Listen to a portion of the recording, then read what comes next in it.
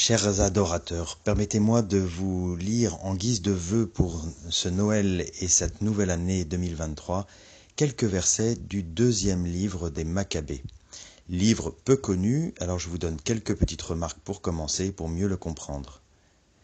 On est à une époque très troublée d'Israël, puisque Israël a été envahi par les Grecs et le temple de Jérusalem profané. C'est peut-être quelque chose qui a un peu à voir avec notre actualité. Et le livre montre comment Dieu, malgré tous ces drames, conduit l'histoire d'Israël, et ce livre sera de plus en plus spirituel. Il va notamment développer la foi en la résurrection, avec un éloge même du martyr, où donner sa vie pour rester fidèle à Dieu a un sens. Le prologue que je vais lire est une lettre qui encourage les Juifs d'Égypte à fêter la fête de Hanouka, qui est la fête de la lumière retrouvée dans le temple de Jérusalem. Cette fête, jusqu'à aujourd'hui, est très liée avec Noël, d'abord parce qu'elle intervient à peu près à la même date dans le calendrier, et puis parce que, par la question de la lumière, elle rejoint beaucoup notre fête de Noël, où le Christ est la lumière du monde. Écoutons ce que dit le livre de Maccabées.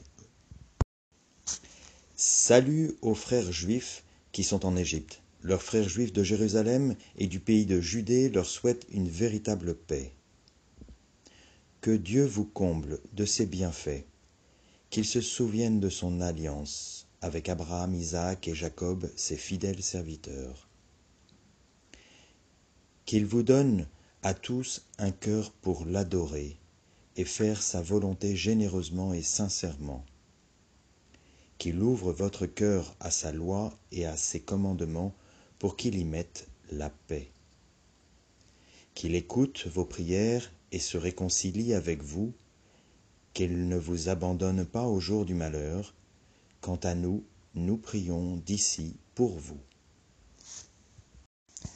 Je pense que vous comprenez maintenant pourquoi j'ai choisi ce texte pour vous souhaiter une très belle année, vous qui êtes adorateurs du Dieu saint d'Israël et mieux encore du Saint de Dieu, le Christ Jésus. Je voudrais vraiment vous souhaiter deux choses qui vont au verset 3 et 4.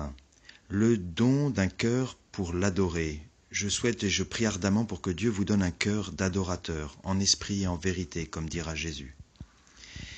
Et la lettre des Maccabées met accroché à l'adoration le fait de faire la volonté de Dieu. Et je souhaite vraiment que notre adoration devant le Saint-Sacrement puisse être liée aussi avec un agir chrétien qui fasse plaisir au bon Dieu.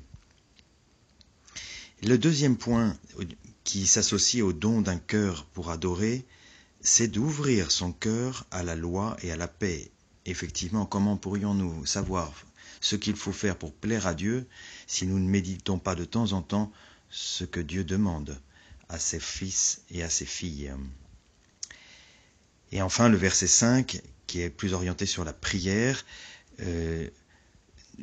honore votre prière, et je voudrais vraiment vous dire combien votre prière est précieuse aux yeux de Dieu, qu'il écoute vos prières et se réconcilie avec vous. Réconcilier veut surtout dire que vous soyez vraiment en communion et dans l'alliance avec Dieu. Et je termine du coup par les derniers mots que je vous ai lus. Quant à moi, d'ici où je suis, je prie pour vous. Amen.